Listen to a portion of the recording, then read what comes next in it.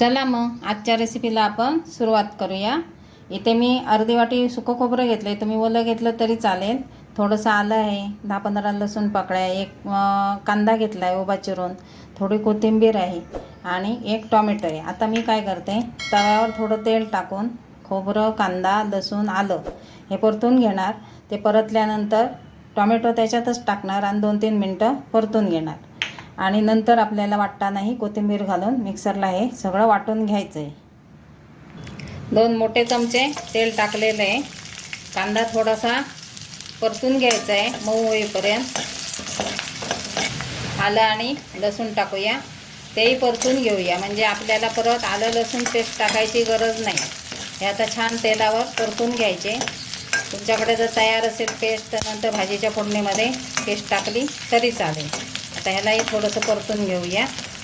हे छान परतले गेले, आता आपण खोबरं टाकूया, ते परतून घेऊया मस्त अगदी चांगलं परतून घ्यायचं आहे। म्हणजे काय होतं, नंतर आपण भाजी बनवतो त्यावेळी जास्त वेळ द्यावा लागत नाही तेलामध्ये परतण्यासाठी, आणि तेलही मग भरपूर घालावं लागतं ते परतण्यासाठी, म्हणून मी असं वाटण करून घेते।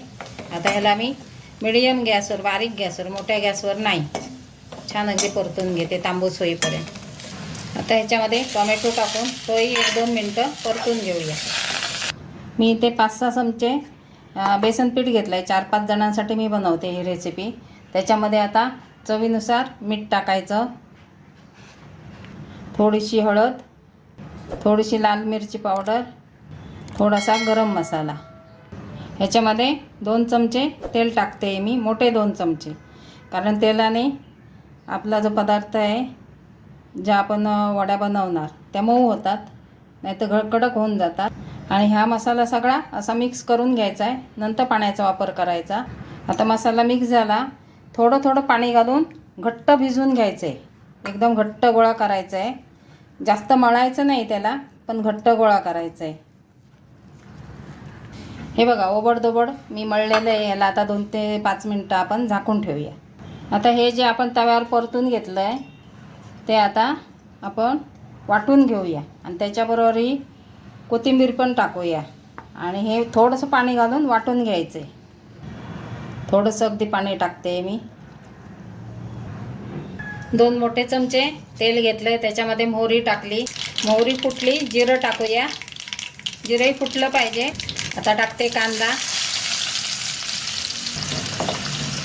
कांदा झाला आहे। आता याच्यामध्ये मी आता मसाले टाकणार आहे तेलामध्येच। 1 चमचा लाल मिरची पूड,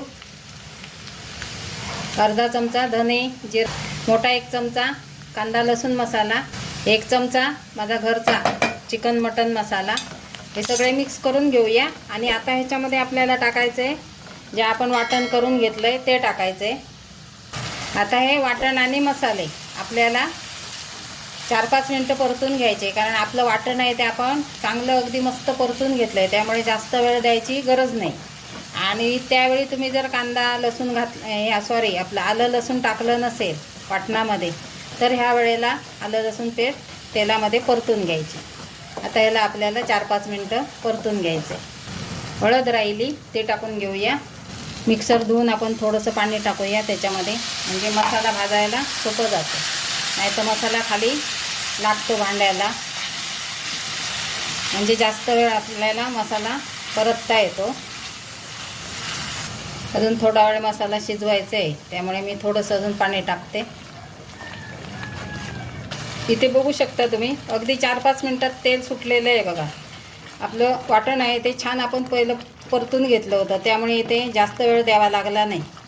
आता याच्यामध्ये 1 ग्लास पाणी टाकते मी, अजून टाकणार आहे थोडं, पण थोड्या वेळाने। चवीनुसार मीठ टाकूया।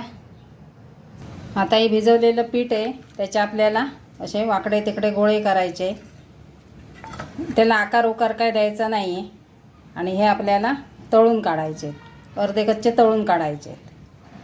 तोपर्यंत तिकडे उकळी येते आपल्या आमटेला, तोपर्यंत हे मी काम करून घेते। हे आपल्याला अर्धे कच्चे तळून काढायचे आहेत।